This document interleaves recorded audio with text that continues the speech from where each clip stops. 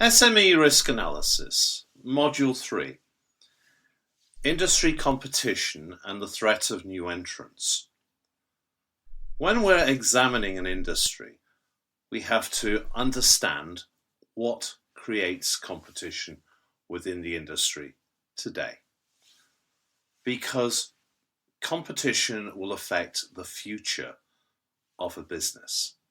The players within the industry will be affected by existing competitors and maybe new entrants.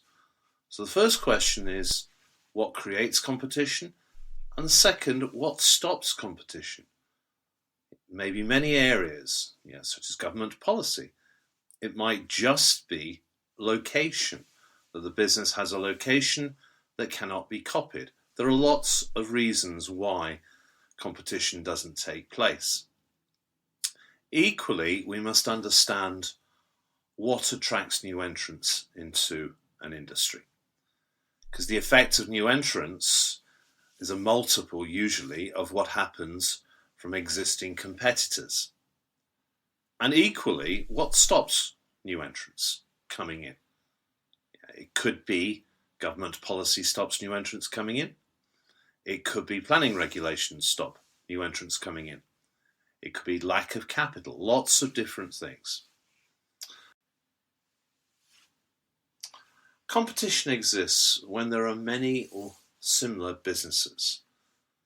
Nobody has anything that is different to the others within the industry. If there is slow growth in either an industry or an economy, then people tend to compete because they need to get future sales. High costs. If you have high fixed costs to cover, then you have to make a certain level of sales, known as break-even, as we'll be looking at in the financial modules. And if you don't hit your break-even sales, then you won't be able to cover your costs. Large-scale expansion. If you're in a manufacturing business and you need to increase your capacity, it may be you have to increase it greater than the actual additional demand.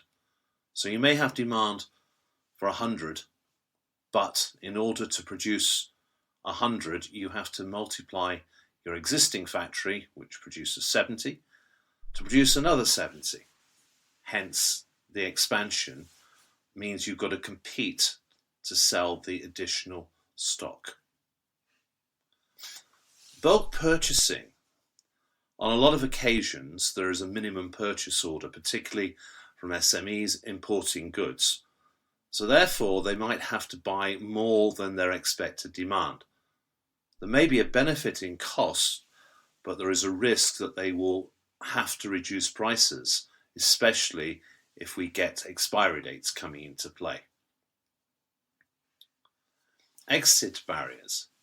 If you've invested heavily in equipment, land and buildings, machinery, vehicles, it's very difficult to leave an industry and do something else. Whereas if you're a trader, it's very easy. Which means in order to succeed, you will compete one way or another, usually on a price basis.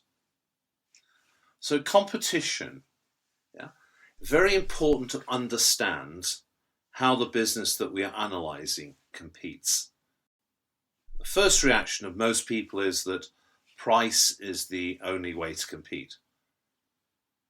It's an important way of competing, but it is not the only way of competing. You can only compete on price if you are low cost. Location with SMEs is a very strong position for competing. They know the local marketplace, they have the facilities locally, they have the people locally, therefore they can compete. Service. Service mixed with quality to a certain degree. Both are extremely important for the success of a business. And sometimes pricing doesn't matter if the service and quality is perceived to be high. Brand names. We have become more and more brand aware as human beings over the last few decades. Getting the correct brand might allow you to compete against other people within an industry or a location. The dangerous one for SMEs in particular are competing on credit terms. The challenge with credit terms are there is no cash. Somebody once said, any idiot can sell on credit. And that's the danger, is that if they compete by giving credits, cash flow will get severely damaged. So understanding how the business competes historically, but perhaps more importantly, how the business is going to compete in the future and what the effect is going to be on their sales, their profitability, their cash flow, and their buyers.